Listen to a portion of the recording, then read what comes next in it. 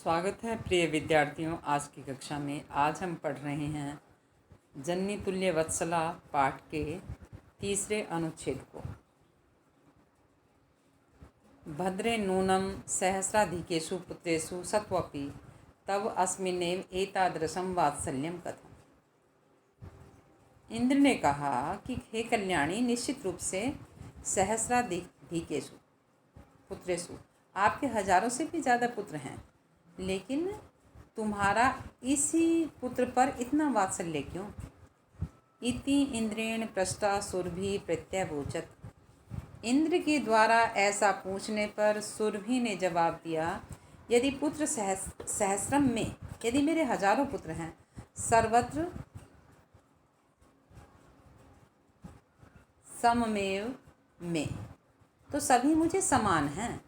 दीनस्य तु सतः शक्र, लेकिन जो दीन है, कमजोर है, हे इंद्र, पुत्रस्य अधिका कृपा, तो दूसरे पुत्रों से मेरे मन में उसके लिए ज़्यादा दया है।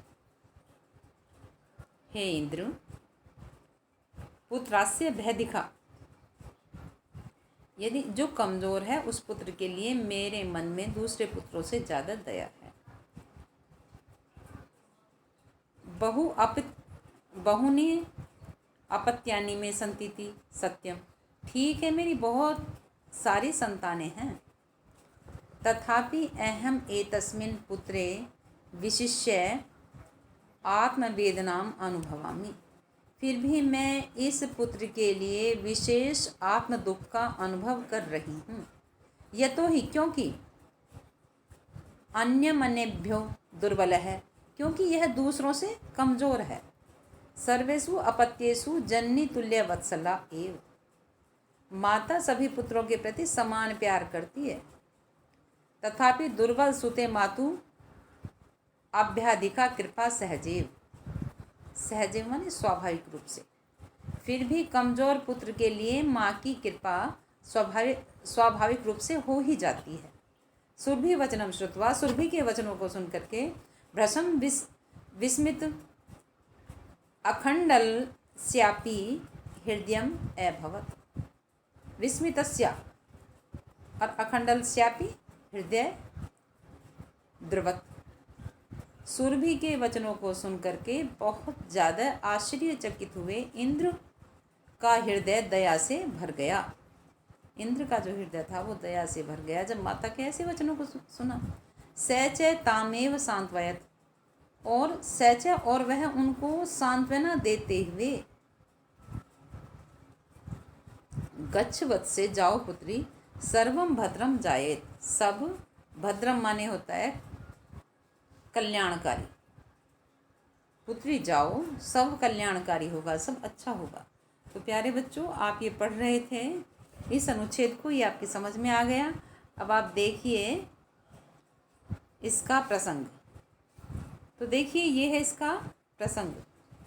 प्रस्तुत अनुच्छेद हमारी संस्कृति पाठ्य पुस्तक सेमुश्री द्वितीय भाग में संकलित जननी तुल्य वत्सला पाठ से लिया गया है। महाभारत के वन पर्व पर आधारित है।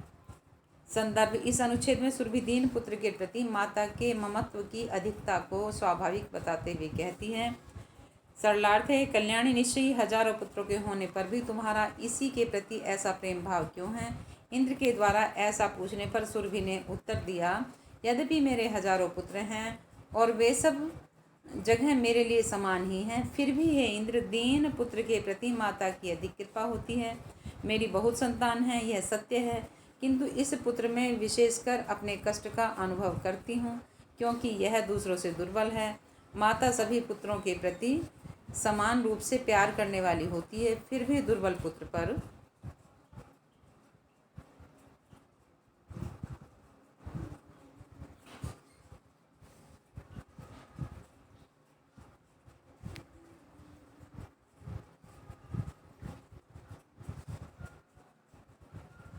माता की अधिक कृपा स्वाभाविक रूप से होती है।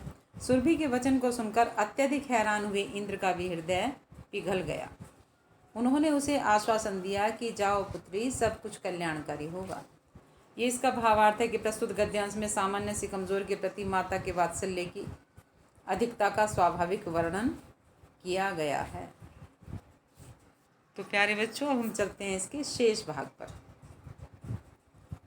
अब देखिए यहाँ पर अचिरादेव चंडवातेन मेघर मेघरवैश सह प्रवर्ष समझायत। अचिरादेव जल्दी ही, चंडवातेन भयंकर वायु के साथ और मेघ की गर्जना के साथ और तेजी से वर्षा होने लगी। अचानक तेज वायु और बादलों की गर्जना के साथ तेज वर्षा होने लगी। पश्यतेव सर्वत्र जलोप पल्लवै संजातः, और देखते ही सब जगह जल भर गया। कृष्कः हर्षातिरेकेण कर्षण विमुख सन वृषभौ नीत्वा गृहम गात। और किसान भी हर्ष के अधिकता से जोतने के कार्य को छोड़कर अपने दोनों बैलों को लेकर घर आ गया। अपत्येषु च सर्वेषु जननी तुल्य वत्सला। माता अपने संतानों पर सभी पर बहुत प्यार करती है। पुत्रे दीने तु सा माता कृपा आर्द्र हृदया भवेत। और जो दीन पुत्र है उस पर तो माता की ज़्यादा दया होती है। तो बच्चों, ये आपकी समझ में आ गया। अब देखिए इसके हिंदी अनुवाद को। इसका हिंदी अनुवाद यहाँ पर है। प्रस्तुत अनुच्छेद देखो, संस्कृत की पाठ्य पुस्तक सेमुसी द्वितीय भाग में से लिया गया है। पाठ का नाम है जननी तुल्य वत्सला है और महाभारत के वन पर आधारित है।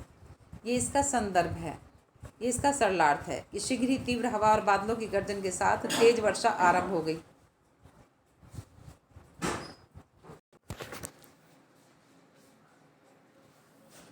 देखते देखते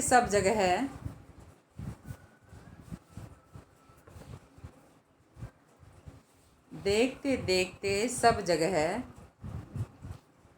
जल की बाढ़ उपस्थित हो गई, जल पलावन आ गया। किसान अत्यधिक प्रसन्नता से जुताई के काम से विमुख होकर दोनों बैलों को लेकर अपने घर वापस आ गया। सभी पुत्रों के प्रति माता समान रूप से स्नेह करने वाली होती है, किंतु पुत्र के दीन बेबस होने पर उसके प्रति माता के हृदय में ज़्यादा दया आ जाती है। प्रस्तुत गद्यांश में माता सुरभि के दुख से द्रवित हुए इंद्र द्वारा उसके पुत्र के कष्ट को दूर करके सहायता करने के बारे में बतलाया गया है। तो प्यारे बच्चों, ये आपकी समझ में आ गया। आप इसको नोटबुक पर नोट करेंगे और याद कर लेंगे।